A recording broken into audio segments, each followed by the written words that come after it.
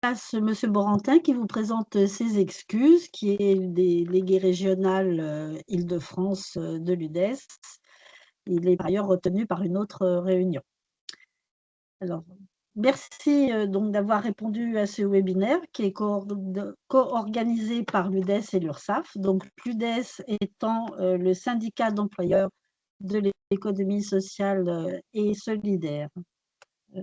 Donc, ce webinaire a pour thème donc, les services de l'URSSAF pour les employeurs de l'ESS, bonnes pratiques et accompagnement. Voilà, donc je vous souhaite de bons travaux et donc je passe la parole à Monsieur Olivier Thomas pour la suite de ce webinaire.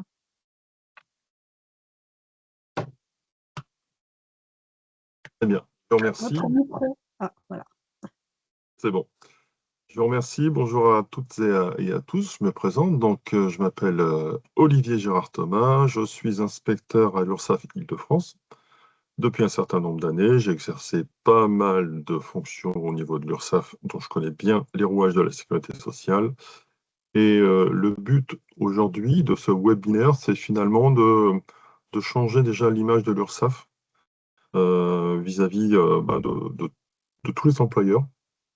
Souvent, dans la presse ou dans l'image populaire qu'on en a, c'est l'URSSAF, recouvrement, contrôle, etc. Et on oublie complètement, on passe complètement à côté des missions d'accompagnement que nous avons développées depuis un certain nombre d'années. Donc, en fait, je vais les mettre en lumière, ce qui est important. Au niveau pratico-pratique, je vais essayer d'être court. Vous allez voir, je parle beaucoup. Ce que je conseillerais, c'est si vous avez des questions, de les mettre sur le chat. On va essayer de dérouler entièrement le petit diaporama que j'ai préparé pour vous. Et puis, on regroupera toutes vos questions ensuite par thématique. Soit à la fin, on a le temps d'y répondre. Soit on ne peut pas y répondre pour des questions de temporalité, mais pas de souci, on y répondra après. Donc, je vais... Alors, ouais, si vous... Oui, merci de couper le micro. Voilà. On est sur un enregistrement. Coupez vos micros, ça sera plus clair pour le replay. Je vais vous partager. Hop. Ça ne peut pas arriver. Voilà. Est-ce que tout le monde a l'image du diaporama? C'est bon? Oui, je pense que c'est bon, oui. Donc voilà, anticiper un contrôle URSSAF, ça c'est, on va dire que c'est la thématique principale, mais c'est surtout les bonnes pratiques et finalement quel est le rôle de l'URSSAF. Donc évidemment, vous serez destinataire plus tard du diaporama, hein, prenez pas un maximum de notes. On est sur, là je précise bien qu'on est sur un niveau d'information. Ce n'est pas une formation, c'est vraiment une information. Et on vous donnera plein de références si vous voulez en savoir plus sur ce qu'on fait. On a des slides là-dessus. Donc, on va commencer par d'abord rappeler, puisque vous êtes un public assez hétéroclite, donc chacun avec ses propres attentes. Donc, on va refaire un point sur ce qu'est l'URSSAF, les missions de l'URSSAF. Un petit zoom sur le contrôle et les différentes formes de contrôle. À quoi ça sert finalement?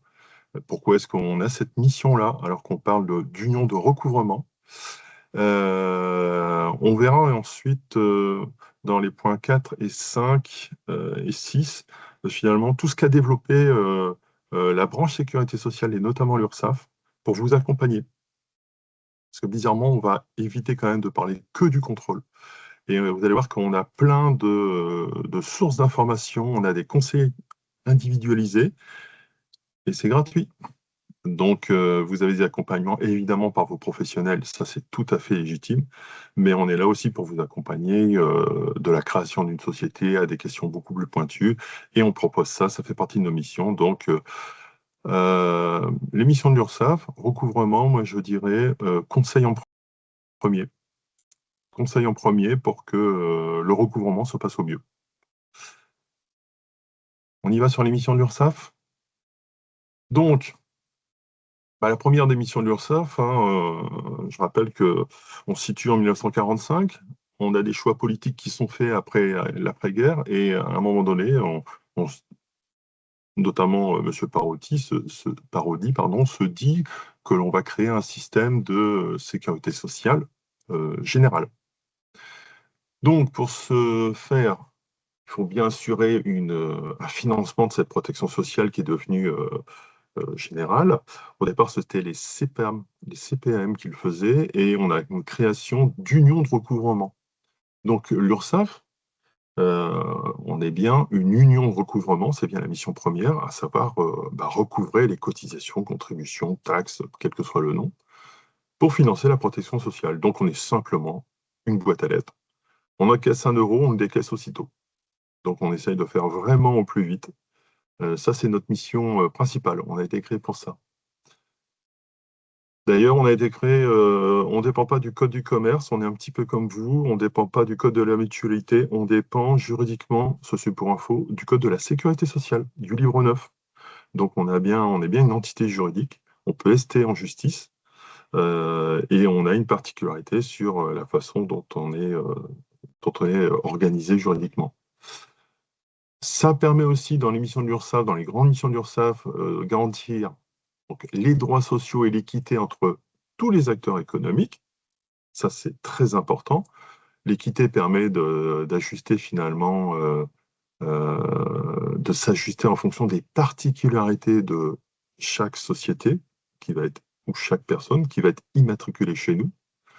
Donc, on a égalité, équité. Là, on parle bien d'équité. Donc, on va s'adapter. Et on va accompagner forcément les employeurs, alors, terme générique, hein, employeurs, entrepreneurs, notamment au bénéfice du développement économique et social dont vous faites partie. Et ça, c'est une mission qui prend énormément d'importance.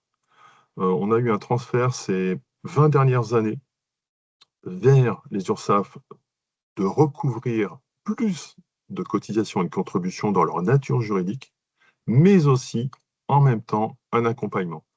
Donc, entre l'URSSAF historique, qui datait des années 60, et l'URSSAF actuelle, ça n'a plus rien à voir. On recouvre toujours, c'est de la mécanique, il n'y a aucun problème, mais on accompagne énormément. Quelques chiffres pour bien se représenter finalement ce que l'on fait. Collecter et redistribuer pour financer la protection sociale. Donc voilà, à peu près 27 millions de salariés en France, 12 millions d'employeurs et d'entrepreneurs, hein, des chiffres globaux. L'URSSAF se situe là, en collecte.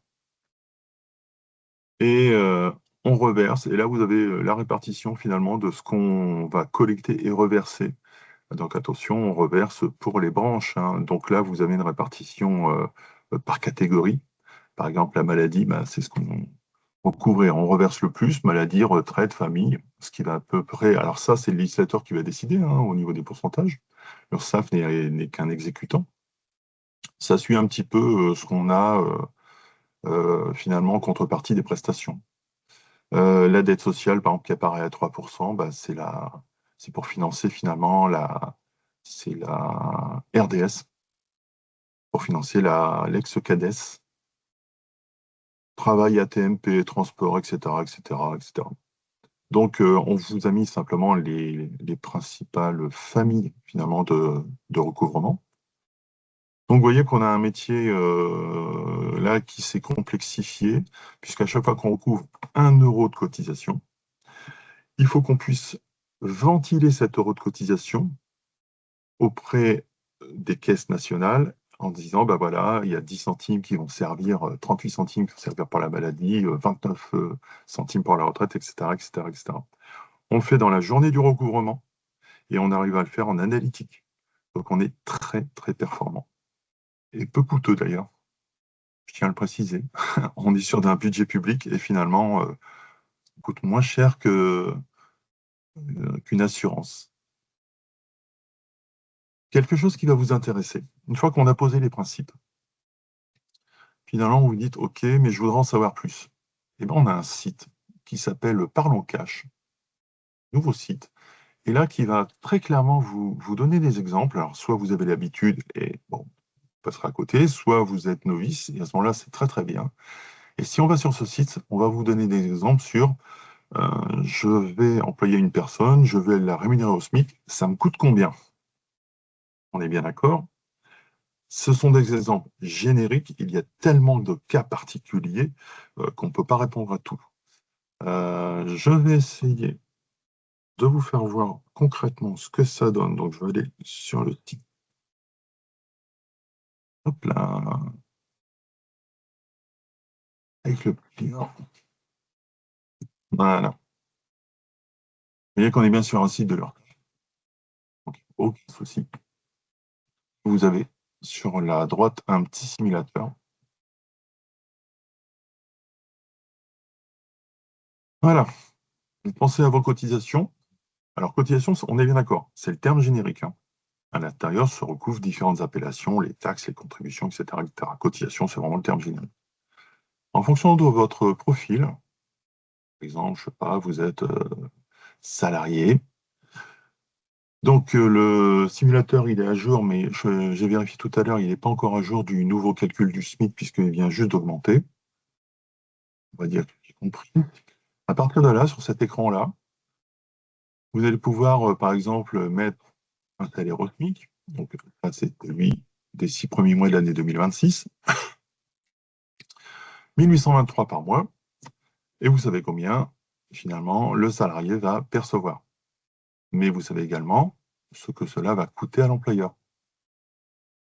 Là, ici, on a un montant annuel, je vais passer un montant annuel, ce qui va revenir exactement au même, etc., etc. Donc, ça, on va dire que c'est juste une petite calculatrice de simulation, et ça vous évitera, enfin, ça permet finalement d'éclaircir un débat qui souvent tourne sur le fait que, j'entends souvent, les charges sont trop lourdes. Il y a trop de charges. OK. Pour ne pas rentrer dans ce débat-là, pour être très factuel, utilisez le simulateur. Vous voyez que ici, hop, ma demande les 29 questions supplémentaires qui vont m'aider à affiner le type de salarié que je vise. Et quand j'aurai rempli les 29 petites questions, vous aurez exactement le montant total, le coût total pour l'employeur. Il ne faut pas oublier qu'à l'intérieur, quand on parle de charges, il y a aussi tous les dispositifs de réduction de charges, notamment la RGDU, et puis plein d'autres qui vous sont associés dans le milieu de l'économie solidaire. Donc, je vous recommande. Alors, je n'ai pas le temps de faire une démonstration complète de l'ensemble des options, mais il est très bien fait. J'ai bien dit dans le cas générique. Donc, vous avez les travailleurs indépendants, les auto-entrepreneurs dans le terme, vous trouverez deux termes. Auto-entrepreneur, c'est le terme juridique. Enfin, c'est le terme, on va dire, langage courant. Le terme officiel, c'est micro-entrepreneur. Donc, vous pourrez aller sur ce site et faire toutes les simulations que vous faites. Ça illustrera tout ce que je vous ai dit, en fait, sur le recouvrement et l'utilisation des cotisations. Reprendre. Voilà. C'est bon pour tout le monde? Je suis désolé, on a un temps parti. Je vais essayer de pouvoir couvrir l'ensemble des diapositives.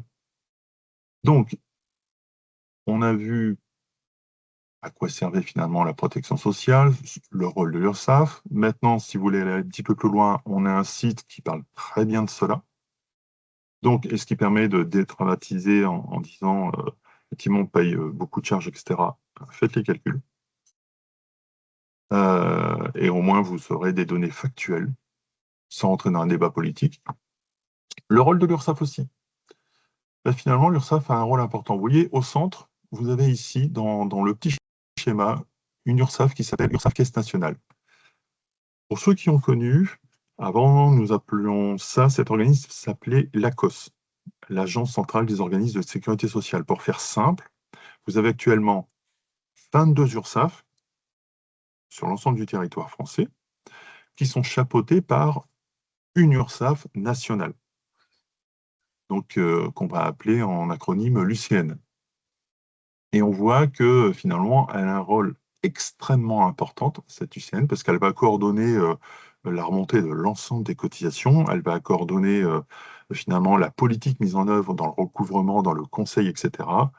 Donc ce serait une sorte de holding qui va, par rapport aux sociétés commerciales, qui va s'assurer que l'ensemble du système fonctionne très bien. Et là, si on regarde quelques chiffres, quand même l'ensemble des URSSAF. Vous voyez qu'on a recouvré 160 milliards d'euros de cotisations et contributions sociales collectées. Donc, on ne joue pas là en milliards, pardon. On ne joue pas en millions, mais on joue en milliards. Donc, si vous connaissez un petit peu, je vous invite à aller voir ce qui est publié chaque année sur le budget de l'État.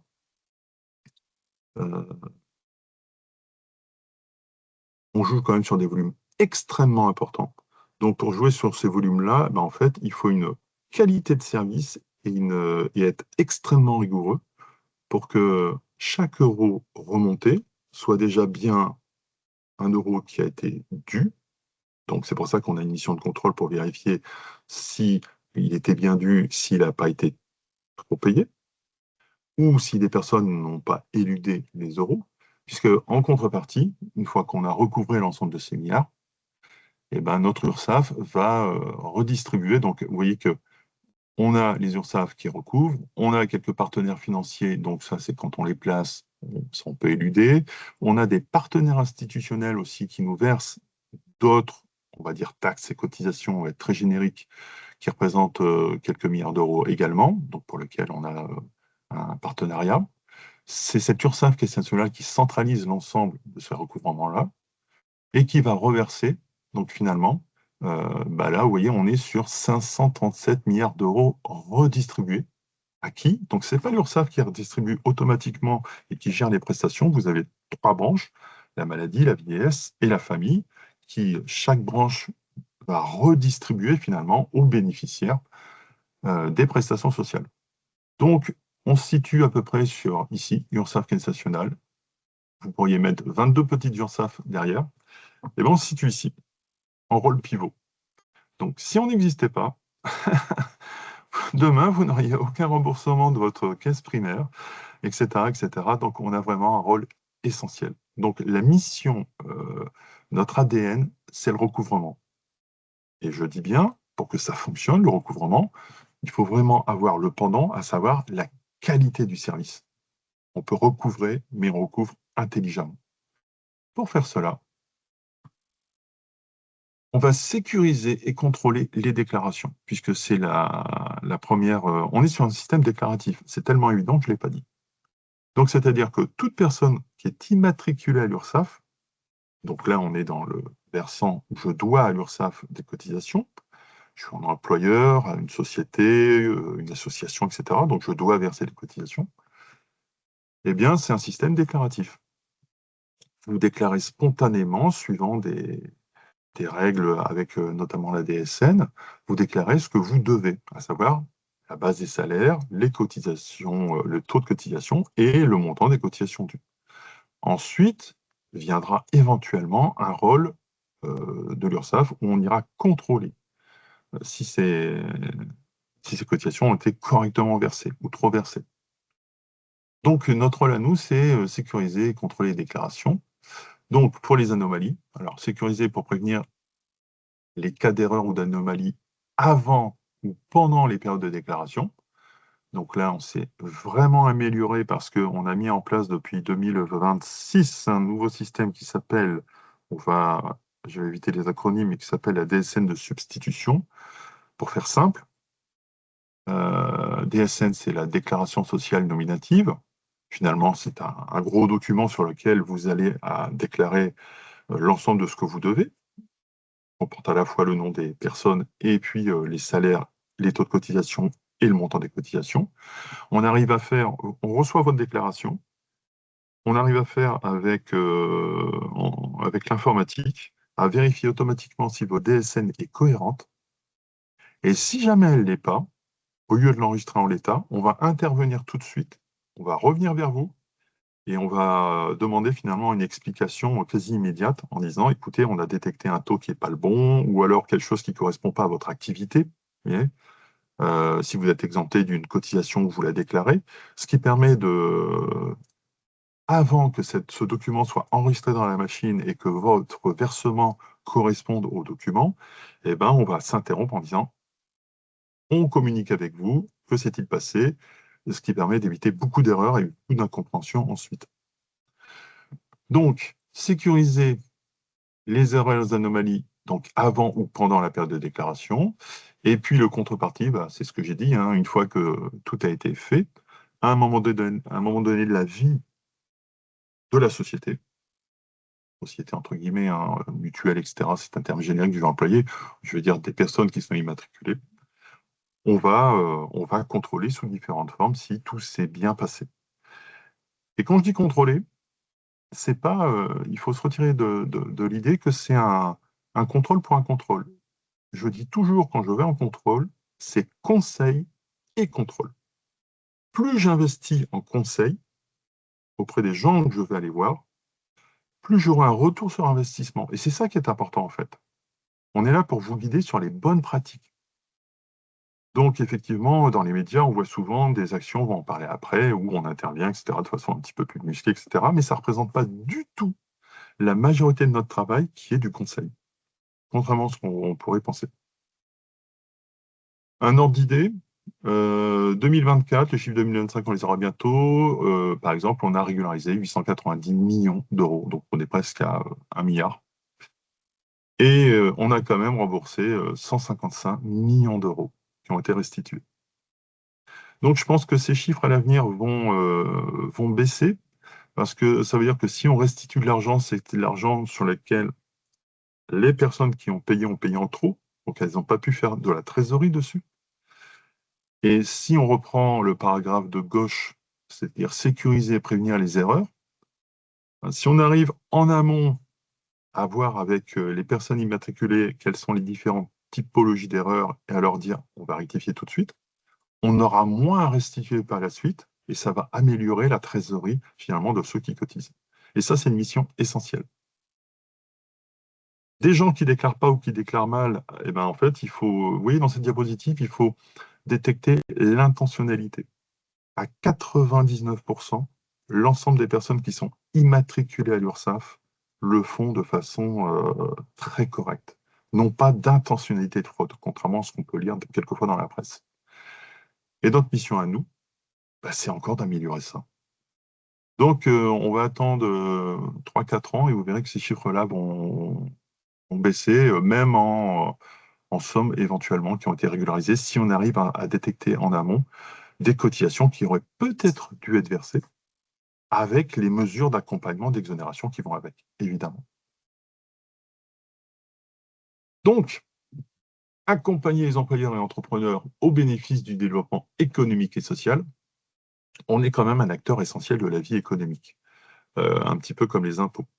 Vous avez deux grands collecteurs, les impôts, hein, qui ont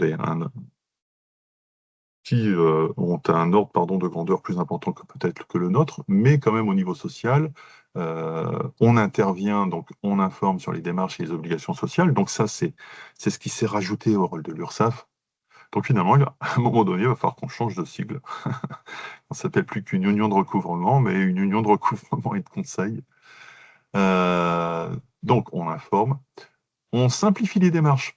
C'est ce que je viens de dire au niveau par exemple des DSN. Ça, on est à l'initiative, hein. Ce sont les URSSAF qui sont à l'initiative de ça.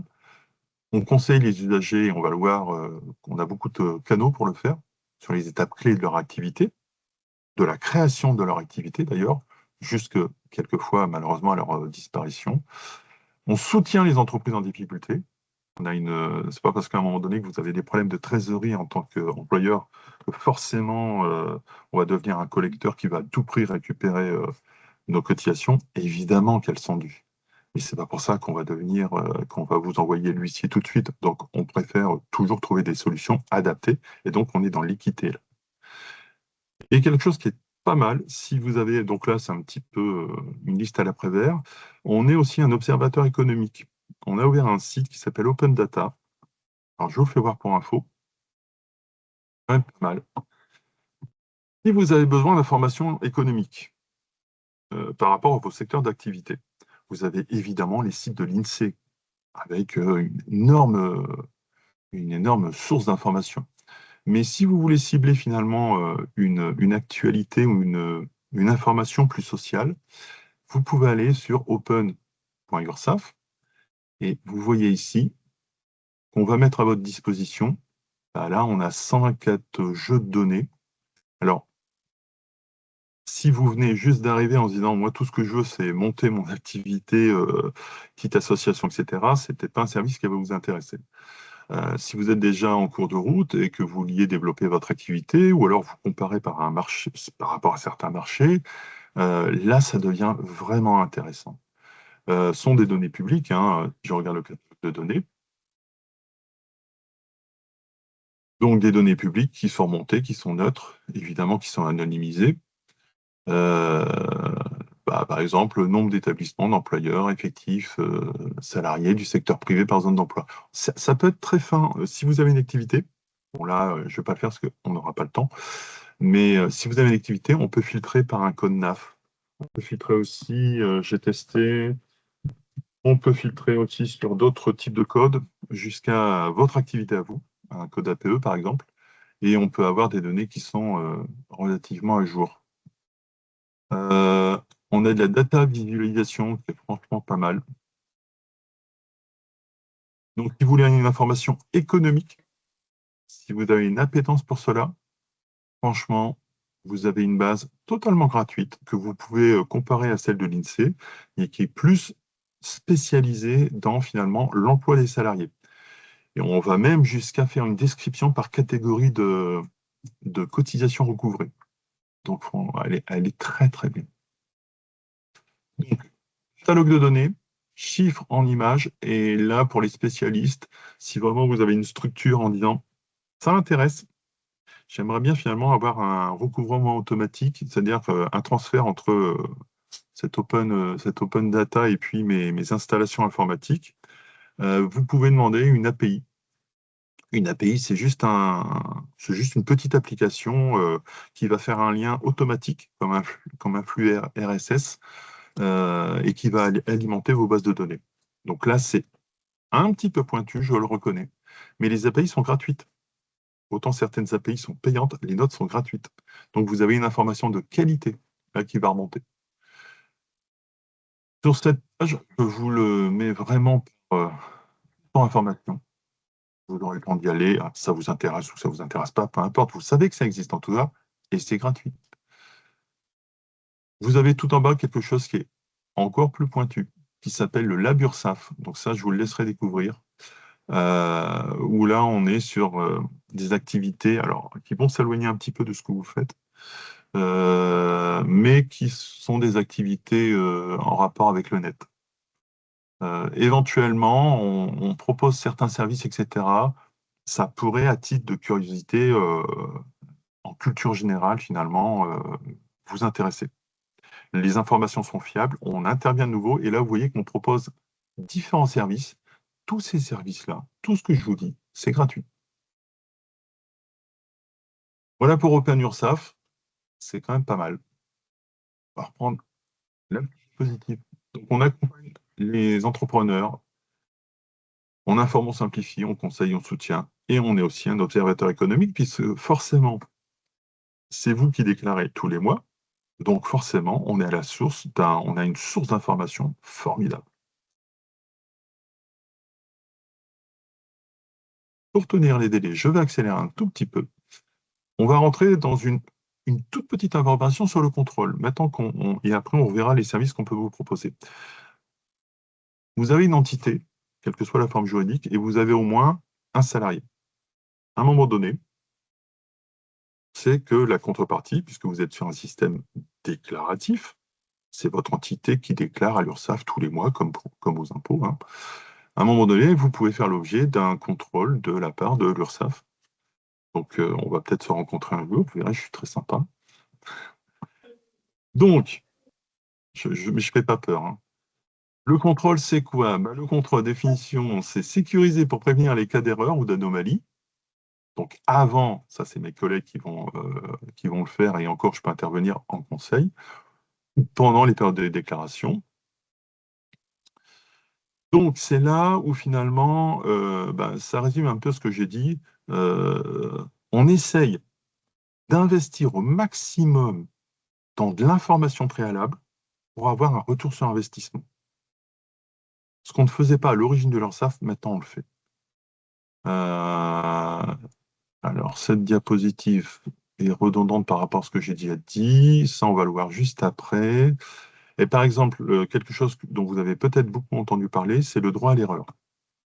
La loi sur le droit à l'erreur. Alors, ce que je voudrais rectifier tout de suite, dans l'imaginaire collectif, on a la même chose au niveau fiscal. C'est très bien le droit à l'erreur, c'est-à-dire qu'à un moment donné, on peut tous faire une erreur, moi y compris dans une déclaration. Et si c'est une première erreur, à ce moment-là, on se dit, OK, il n'y a pas de souci, on n'en tient pas compte. Petite précision au niveau de l'URSSAF. On recouvre quoi? On recouvre des cotisations, terme générique, et des cotisations patronales et des cotisations salariales. Imaginez que vous ayez un salarié et qu'à un moment donné, une erreur de logiciel fait que l'ensemble de ce qui était dû n'a pas été versé. Il faut bien comprendre que le droit à l'erreur, c'est pas de dire « Oh, c'est pas grave, allez, il nous manque 100 € sur une déclaration, c'est pas grave, allez, on va passer dessus, on va le supprimer. Va oublier les 100 €. » Pas du tout. En fait, les 100 €, puisqu'on est un collecteur, vont quand même être dus. Pourquoi? Parce qu'il y a une base légale où vous devez verser. C'est par salarial et c'est par patronal. Ce sont les majorations de retard, c'est-à-dire à un moment donné, le fait que vous ayez déclaré en retard ces cotisations qui vont être annulées. Donc en fait, c'est les sanctions sur le fait que la manipulation a été mal faite. C'est ça le droit à l'erreur. Il peut être différent suivant les organismes, les administrations. Donc il faut bien être clair au niveau de l'URSSAF. On ne peut pas, dans le droit à l'erreur, donner un petit coup de gomme en disant vos parts salariales et patronales, on les oublie, c'est pas grave. On ne peut pas faire ça. Pourquoi? Parce que c'est notre ADN, légalement, elles sont dues. C'est bon pour tout le monde? Parce que ça, c'est ce que j'entends le plus souvent, c'est très très mal expliqué dans la presse. Donc, le contrôle. Alors, le contrôle, c'est quoi? Donc, contrepartie naturelle du système déclaratif, ce qui veut dire qu'on est bien d'accord. Hein. Ouais, coupez votre micro, s'il vous plaît. Je vous remercie. Le contrôle, donc, c'est ce que je voulais dire, c'est en contrepartie d'un système déclaratif. Donc, évidemment, vous imaginez le nombre de personnes qui sont inscrites, par exemple, à l'URSSAF Île-de-France, il est impossible de faire un contrôle exhaustif de l'ensemble des personnes employeurs sur une année. C'est pas possible. Donc, le contrôle, il est toujours, ça va être un petit peu comme une épée de Damoclès. C'est la contrepartie, peut-être que vous ne verrez jamais de votre vie. Ou peut-être qu'à un moment donné, et c'est la grande nouveauté, c'est vous qui allez solliciter un contrôle en disant « Je viens de démarrer mon activité, j'ai été accompagné par l'URSSAF, j'ai une année d'activité, et finalement, est-ce que je fais bien les choses ?» Eh ben, vous voyez, on va juste en parler après, ça s'appelle la visite conseil. C'est pas connu.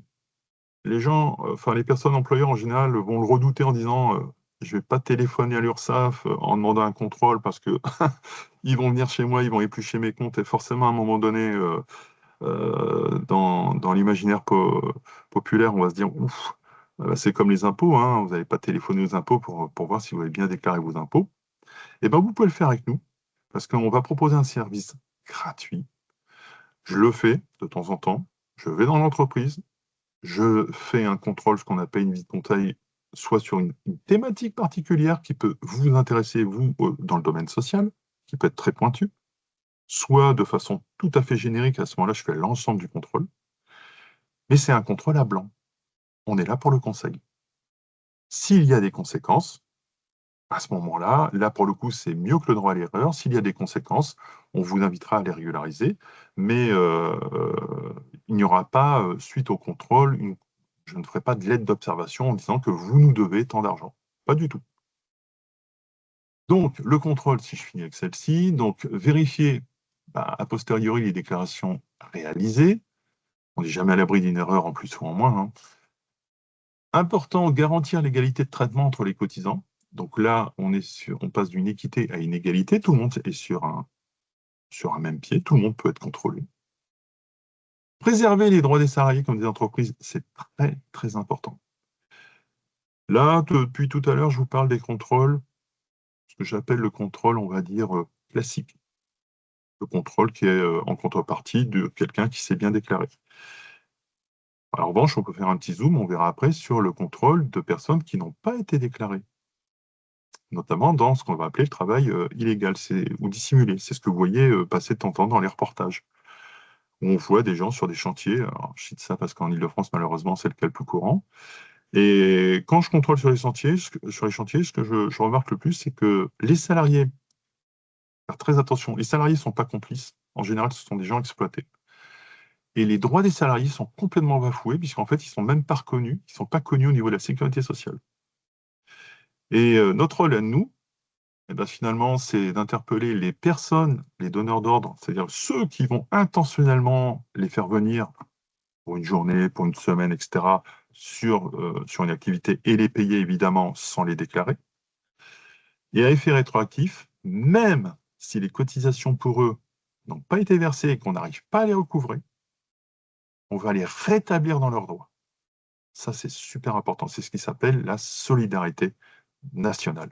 Et ça, j'y tiens parce qu'à un moment donné, c'est la seule exception où globalement, on va tous mettre la main à la poche en versant quelques centimes dans l'enveloppe globale pour que ces gens-là récupèrent des droits à vieillesse, des droits à maladie, etc. Pourquoi? Parce qu'ils étaient salariés, employés et que des cotisations ont été éludées. Et dans le contrôle tout à fait classique, préserver les droits des salariés, c'est peut-être que sur une déclaration, par exemple, on s'aperçoit qu'il y a une petite erreur.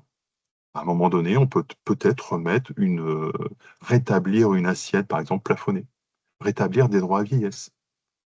Donc ça, c'est vraiment une mission essentielle auquel je tiens.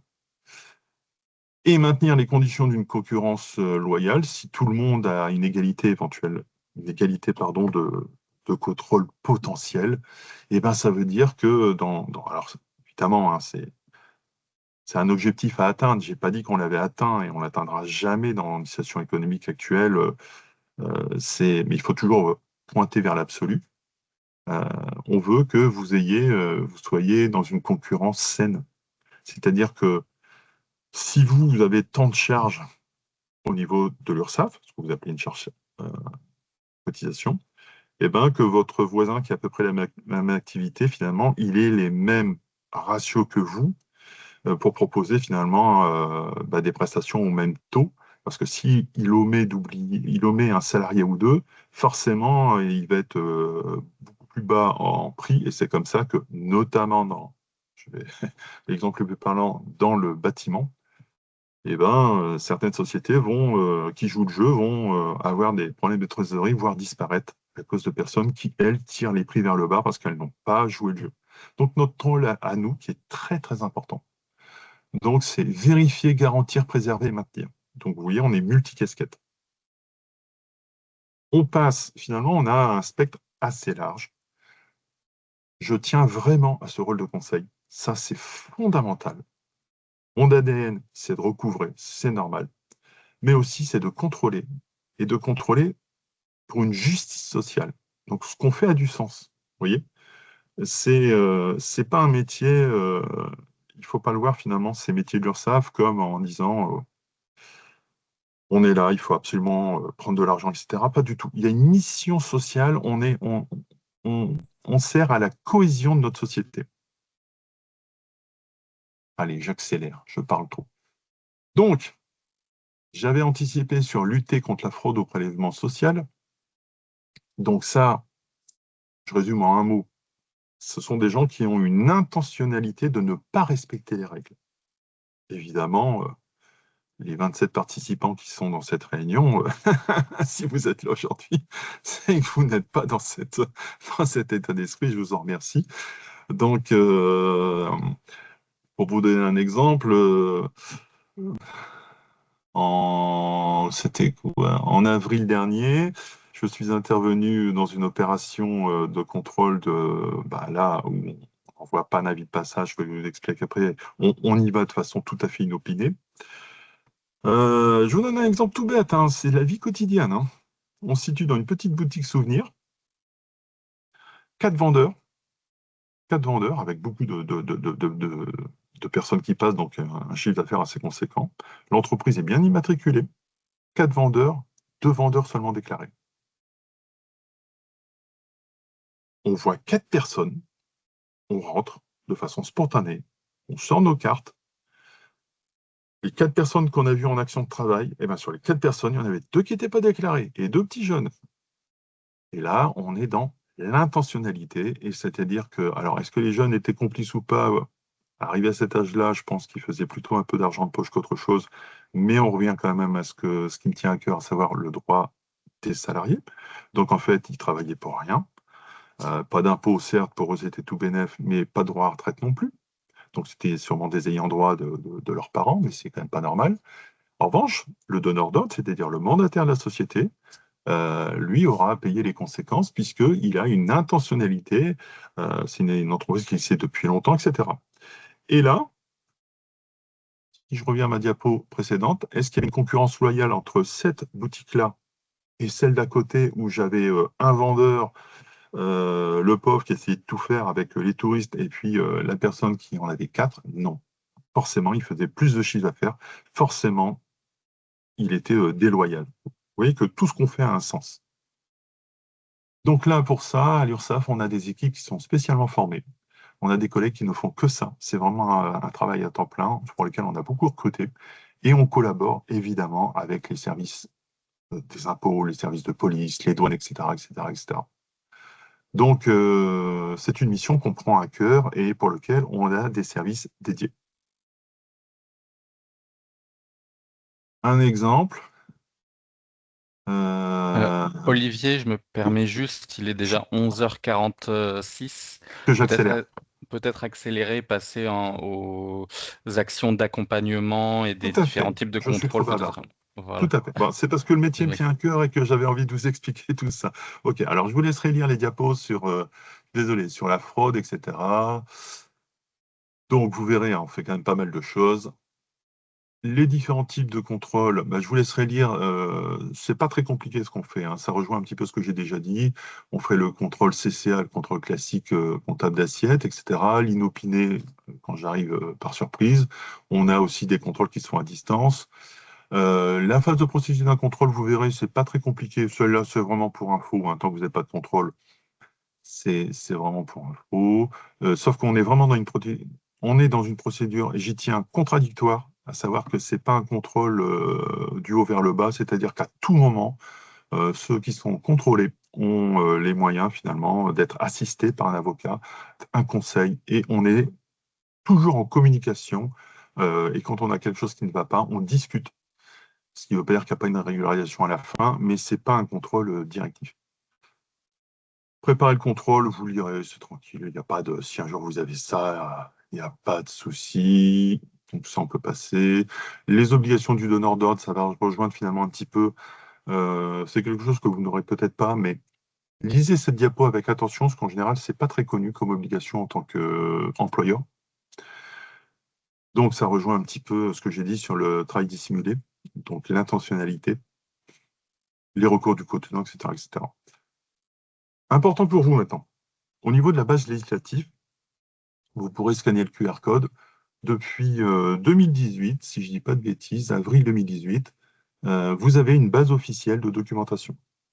Vous cherchez une information, allez sur le site ursaf.fr, il est très bien fait, on a une information que j'appelle de premier niveau. Vous pensez à quelque chose qui vous intéresse dans votre société, un dispositif que vous ne comprenez pas bien, vous allez sur l'URSSAF et en parallèle, vous trouvez la même information plus développée sur le BOSS. Le BOSS, ce qui est bien, c'est que ce bulletin officiel de la Sécurité sociale, si on écrit quelque chose sur le BOSS, il nous est opposable.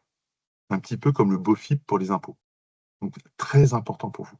Vos droits sont dans le BOSS. Et il est très bien fait. Donc, si vous pensez à quelque chose, on a plein d'infos sur Internet. L'info légale opposable, elle est juste ici. Retenez ça et c'est bon. Les différents types de... ça c'est ce que je vous ai dit tout à l'heure. Je vais passer rapidement pour vous parler ensuite de ce qu'on peut faire. Vous pouvez solliciter l'URSSAF visite conseil. Eh ben, vous me sollicitez, je viens chez vous, eh ben, je vous fais une visite conseil de votre structure en disant voilà ce qui va, voilà ce qui ne va pas, etc. C'est vraiment du conseil. Je vous inviterai à corriger, hein, d'être plus en moins, et c'est gratuit comme démarche. Le contrôle à l'allemande, Donc là, éventuellement, c'est comme un petit peu la visite conseil, ça peut être fait, mais sur un point particulier. Et si vous avez une question, vous avez consulté l'ursaf.fr, vous avez consulté le boss, et finalement, vous avez une question qui vous taraude en disant « Est-ce que je fais bien la chose ?» Vous avez l'équivalent d'un rescrit fiscal qu'on appelle le rescrit social. Le rescrit, ça veut dire quoi? Vous vous adressez à nous via votre espace employeur. Vous mettez bien dans l'intitulé de la question que c'est un rescrit, vous mettez rescrit de points et l'objet de la demande, et vous allez tout simplement expliciter votre demande. Un cas très simple en disant, bah voilà, vous décrivez techniquement en disant, est-ce que c'est la solution 1 ou la solution 2? La réponse que vous obtenez nous engage. C'est comme le boss, c'est vraiment pour vous une sécurité. Si on vous dit, ben voilà, c'est la solution 1 et qu'il y a un contrôle ultérieur, c'est la solution 1 qui va prévaloir. Donc au niveau quand même de votre sécurité financière, c'est très très important. On a une très bonne équipe juridique derrière, vous inquiétez pas, il n'y a jamais d'erreur. Pour finir, donc pour vous informer, donc vous avez votre espace en ligne sur ursaf.fr en tant qu'employeur. Voilà. Là, si vous avez un espace et que vous avez déjà suivi, enfin, vous l'avez déjà ouvert, vous voyez, vous avez tout, c'est comme un tableau de bord, c'est très simple. En résumant, donc, tous les conseils qu'on peut avoir. Si je résume, on a le rescrit social, ça c'est la question écrite. On a les questions juridiques complexes qui vont être attachées au rescrit social, finalement. On a le site du boss. On a les erreurs à éviter, par exemple, je clique dessus. Par exemple, il y a le droit à l'erreur.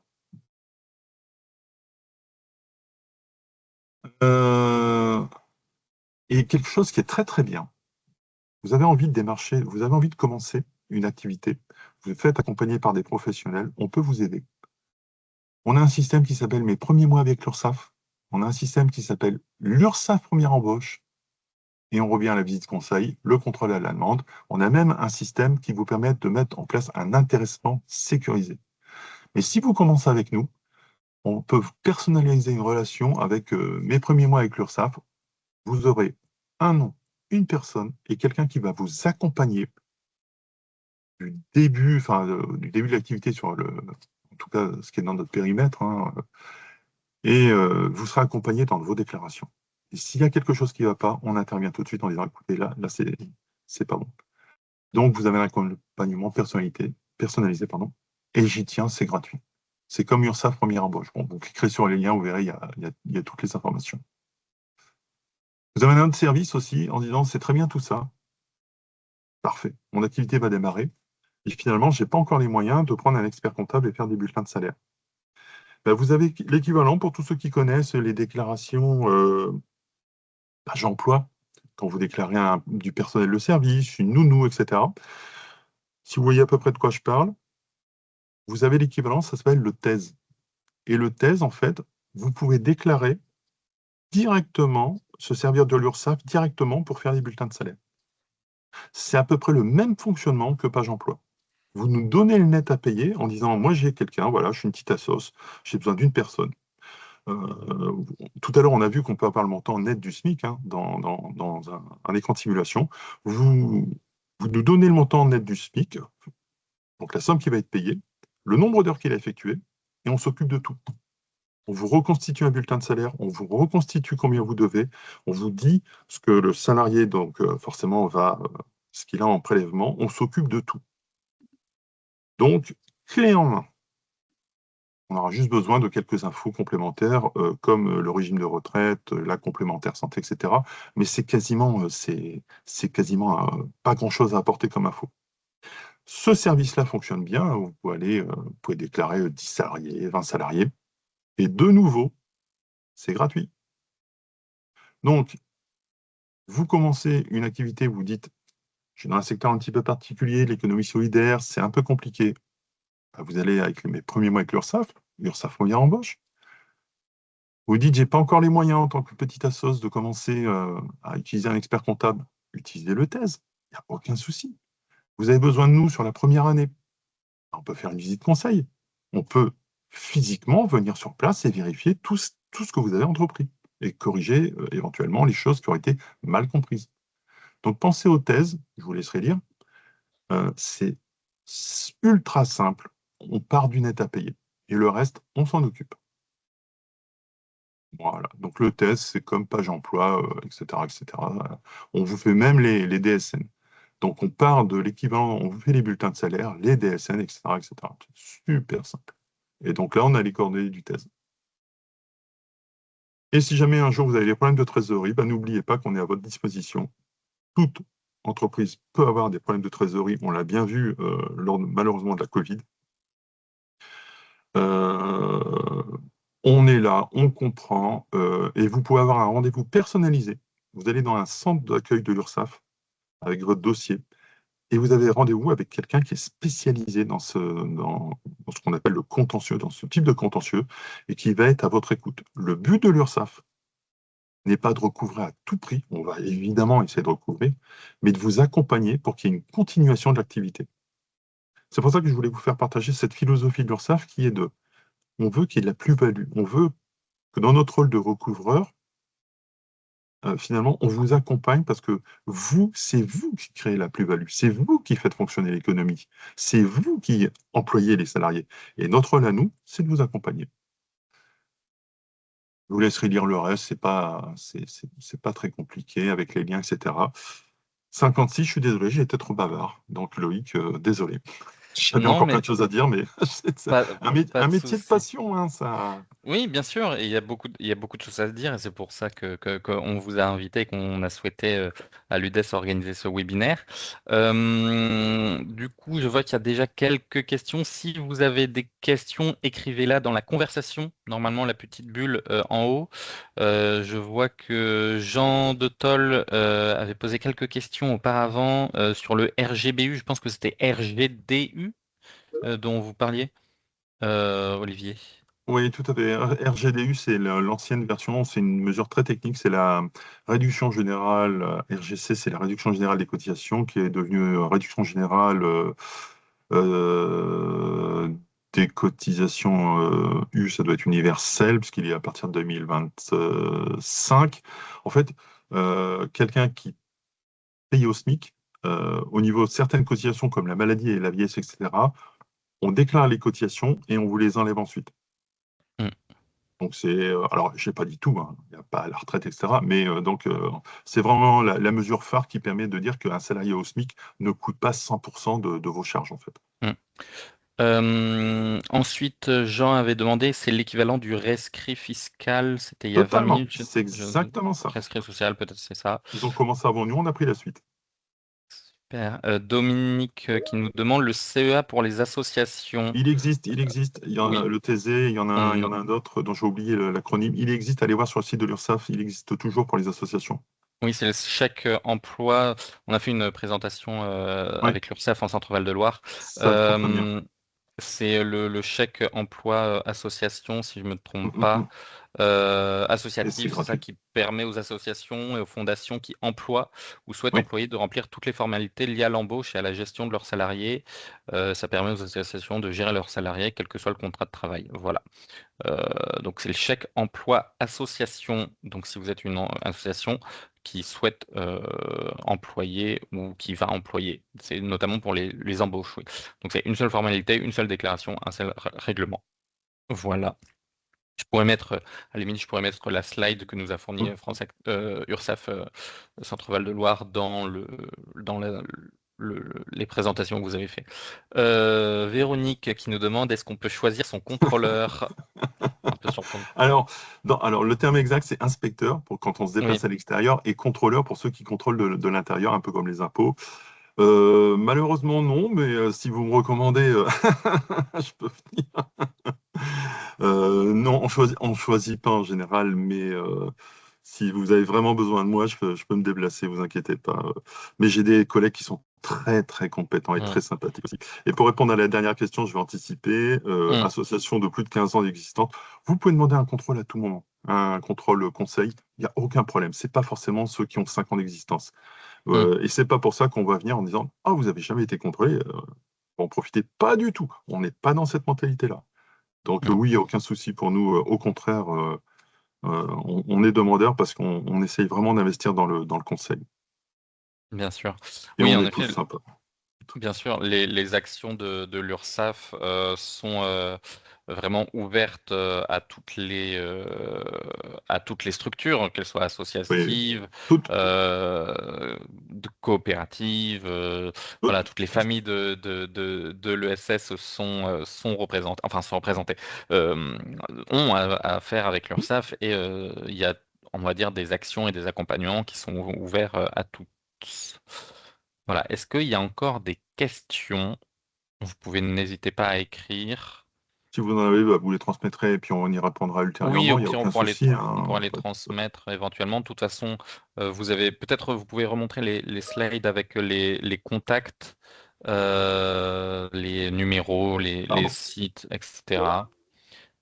Euh, On a une question. Une association située dans le 93, mais gérée par l'URSSAF Centre. Qui contacter? Bonne question.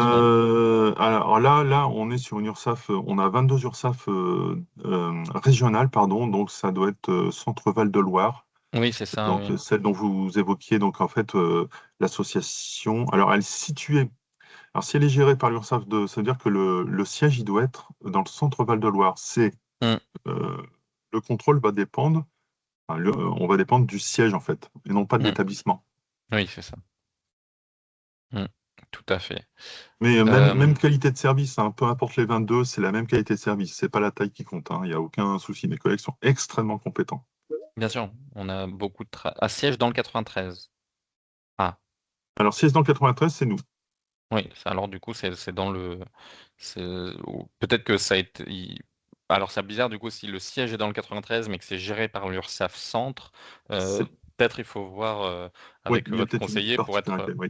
pour être transféré, on va dire, pour être géré par l'URSSAF dans le en Seine-Saint-Denis. C'était le partage, pardon, je l'ai oublié. Pas de souci. Voilà. Merci, merci Jean, merci à toutes et à tous. Alors, on va transmettre bien évidemment la présentation, voilà, à tous les participants et à tous les inscrits également. On va essayer de télécharger donc la vidéo sur notre chaîne YouTube. Et également, ce webinaire vous a été proposé donc par l'UDES en collaboration avec l'URSSAF. Je me permets de glisser le lien pour l'adhésion à l'UDES. On a ouvert depuis peu l'adhésion individuelle, donc toutes les structures peuvent adhérer. Toutes les informations, vous pouvez les retrouver sur la page de notre site à l'UDES, donc pour pouvoir bénéficier et bien sûr être au courant de toutes les actions que l'on a mis en place. Donc, par exemple, ce webinaire, mais on pourra voir pour éventuellement faire d'autres actions avec l'URSSAF, bien évidemment. Pourquoi pas un nouveau webinaire, par exemple l'année prochaine, ou d'autres actions, voilà. J'espère que voilà, cela vous a plu. Je vous remercie en tout cas pour votre présence. On se retrouve bientôt. Voilà, pour celles et ceux qui découvrent l'UDES, n'hésitez pas à aller sur notre site pour éventuellement adhérer ou en tout cas vous tenir informé de toutes les actions de l'UDES et des prochaines formations. Et voilà, je vous remercie. Je remercie beaucoup l'URSSAF, Étienne, je ne sais plus s'il est là, et Il est là. Olivier. Ouais, je vous Merci en prie. beaucoup pour la présentation et bonne journée. Voilà. Merci. Également. Merci beaucoup, Bonne monsieur journée à Thomas. toutes et à Merci. tous. Merci à toutes Bonne et à journée. tous. Merci beaucoup, au revoir. Au Merci revoir. beaucoup.